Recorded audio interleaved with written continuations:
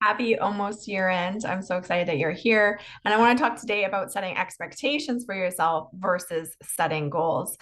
Goals are great. So many people are at the year end, they're setting these goals, they're dreaming big, they're talking about manifestation.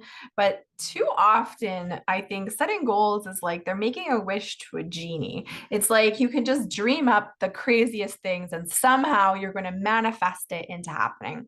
And I think manifestation, mental rehearsing is a really important part of your overall strategy. I'm not discounting that. But what I'm discounting is thinking big, putting these goals on a list, but never actually putting the action behind it so that it will be achievable. If you're doing that, it's just a wish list. It's not actually a goal. A goal requires a plan to get there. I think you need to think big. Too many times, we really underestimate as people what sustained focus can do. With sustained focus over a long enough period of time, it really is limitless what you can achieve. But again, too many people are doing the thinking big part and not really actually doing the engineering behind it. What are the actions required? So I want you to think about your goal, and that might be a certain income level, a certain place in your business, and you need to backward engineer what are the daily actions required to get me there so that it really is an expectation that if I do this, I will get that. That is really a business plan. That's what we need to move towards. So often I see on different boards, I'm in financial services, I work with agents, and so often I see agents complaining that they aren't making sales or they aren't making enough sales. They'll say things like, I called everyone. I've been doing this a month and I haven't made income. I bought leads and I didn't convert any of them. But they're not asking themselves the most important question. If you ask better questions, you're going to get better results, right? So I called everyone. Who's everyone? How many is everyone? Is it five? Do you know five people and you called five people and they said no? Or did you call 100 people? What is everyone? Define that for me. I've been doing this X time and I haven't made a sale. Well, I'm sorry, but this is a business. This isn't a paycheck. This isn't, I go to work for 2 weeks and I get a paycheck. This is a business, and too many people do not go in with that mindset. Another one is I bought leads and I called them all and I didn't get any results. And while leads can be an important part of someone's business, I think it can be great to increase volume if you know what you're doing. Meaning, when you're calling these leads, first of all, what is the quality of the leads? What is the lead source that they clicked on? What is it that they thought they were signing up for? Oftentimes, lead vendors will send you leads and it's really just clickbait. They might have told the person they're signing up for a free will kit, and then you have to get that free will kit on the person on the phone and somehow convert them into a sale. That isn't effective. That's not an effective lead. But again, also deeper level, what is it that you're saying to them? So if you called everyone, if you've been doing it this amount of time, what have been your daily actions within that time frame?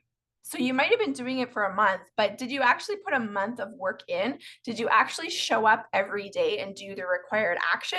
Or did you just say you have a license for a month and somehow it was supposed to magically manifest into sales? That's not a business. No person opens a store and expects to sell things, but they have nothing in the store. So you have to do the prep, the upfront work to get the result. When you're calling everyone, how many people is it actually? And what are you saying to them? Have you practiced it with someone else? Have you had a mentor review what you're saying?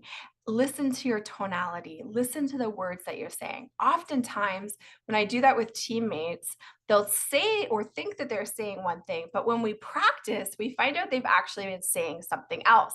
And a little bit of a deviation or a little bit of change in tone can really affect the outcome. So, are you reviewing that with a mentor or coach to see is when you're calling everyone, what are you saying? Is it effective? What is the quality of the leads? What does your daily action item look like? So we need to commit to the action, and we need to stop obsessing about the results or having certain expectations around those results. I know it's hard. I know it's counterintuitive, but you have to plant those seeds and you have to be committed to doing it long enough. You have to say, I'm going to do this until.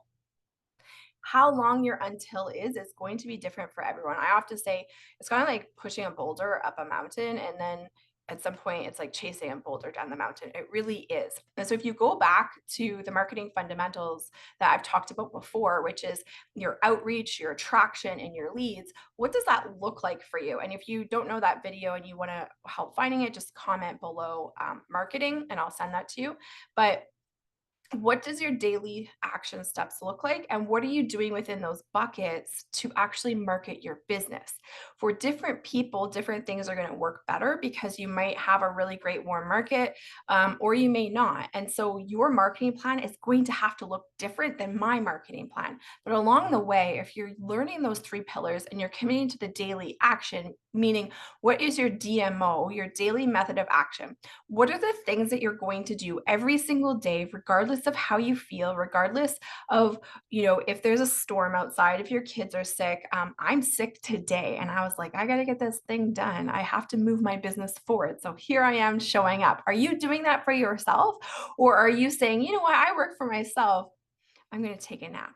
So are you holding yourself to a standard? If I followed you around in your business for a day or for a week, would you be proud of the results? If you were training a teammate and they followed you around for a week, would you be excited for them to replicate the actions that you're doing in your business? The answer is no, that's okay. We're not here to beat ourselves up, but we are here to recognize that this is a business. We don't show up at a job and just put in the time and expect a paycheck. That's not what this is, or at least that's not what I believe this business is. We work for ourselves. We can earn exponential income. We have residual income. We can work remotely. We have a wonderful opportunity, but far too many people don't actually put the work into their business. Far too many people look at it with their employee mindset and say, I've been doing this for a month. I called everyone. This isn't working. This isn't for me. But they don't ask themselves, what did calling everyone actually look like? What was it that I was saying? How can I improve? They don't say, I'm going to commit to this until. It's like an athlete expecting to go to the Olympics day one of playing. If you've ever watched a kid play basketball or a new sport, they're terrible. They're terrible. But we know that if they commit to it long enough, that they're going to get good. And good is going to look different for everyone, right? One person might have more talent than another person. One person might excel versus another person, but they can all find some level of success if they put the work into it. So that's what your business is. We have to stop this obsession with thinking that, you're owed results in your business. You're not owed anything. You have to put the work into it. But what I know is if you're planting those seeds, if you're putting the work into it, if you're executing on your DMO, you will get results. Just today, I actually had someone message me. I looked at the message and they were saying, hey, I would love to hear more about your business. What are the next steps? And I looked back at the message and I had originally reached out to them cold in 2020 and they had never answered me. They didn't reply at all. And so, it just went into the message universe and, that was that. And somehow they saw that message recently. And on Saturday, they sent me a message saying, hey, I want to know more about your business. What are the next steps? So that is a reminder that you commit to the actions, not the result, because you never know when that seed is going to sprout. You just have to keep planting the seeds. You have to keep analyzing your fertilizer. Am I constantly getting better? Am I constantly doing the work required? You will get results. How long your results take, what the level of your results are, is going to vary. But I know if you're committing to those action steps, if you're committing to your DMO, if you're using the 3 marketing pillars that I've talked about over and over, you will get results. You will be successful here. And so as you walk into 2025, versus setting out a list of goals like they're dreams from a genie, how about I suggest you set some expectations for yourself and back those expectations up with clear action steps that will net you the result that you're looking for. And so that goal becomes an expectation of result versus a wish on a dream board. If you do that, I believe you're going to have a far more successful 2025 than you did 2024. Again, if you want to hear that video that I mentioned about marketing 3 pillars, if you can't find it, just message marketing below. But as you march into the new year, I hope that you spend some time setting some expectations for yourself, setting some clear guidelines of what you are going to do to move your business forward, no matter what your expectations are, no matter if you want to earn an extra $1,000 a month, an extra $50,000 a month. What is it that you're committing to so that those things that you want to happen by the end of 2025 are a clear expectation because you know that you've put in the work? I hope this was helpful. I'd love to hear if it was, I'd love to hear what your expectations are for 2025 of yourself.